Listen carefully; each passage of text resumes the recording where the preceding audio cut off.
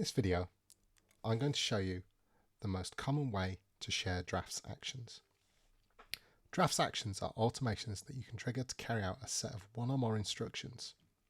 Drafts comes with some pre-installed groups of these actions, and you can download additional groups of actions or individual actions to add to your own from the drafts directory at directory.getdrafts.com. The directory is open to the wider drafts community, and as well as searching for and installing actions from there that have been created by others, you can also add your own.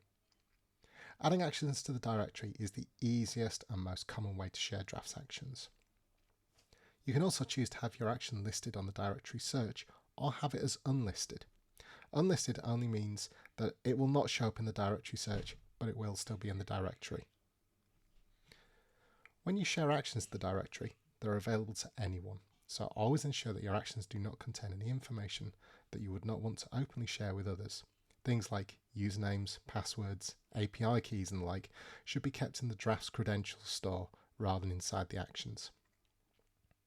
Let's take a look at how easy it is to share an action. Here I have an action that when it is run adds some information about the draft to the end of the current draft. If I right click on the action, I can select the edit option from the context menu. This brings up the details about the action. In the drafts directory section of the action window, I have an option to share. The details here default to use the description of the action, and it is reusing my usual online user ID for the posted by field. Notice that there is the option to have the action as unlisted.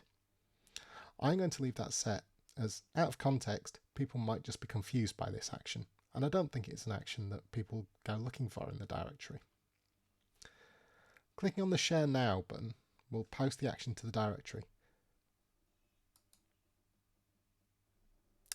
This now gives me the option to copy the URL or view the action in the directory. I'm just going to copy the URL for now. As you can see, the action has now switched to allow me to view, remove or update the action. I now have a URL that will take me to the action. This URL I can share with others so they can download their own copy of the action. I regularly submit unlisted actions like this. I create a lot of actions to help people out on the drafts forum, and they often don't make sense out of context, so I put the URL in the forum post and leave the action as unlisted on the directory. But I do also post listed actions to the action directory as well.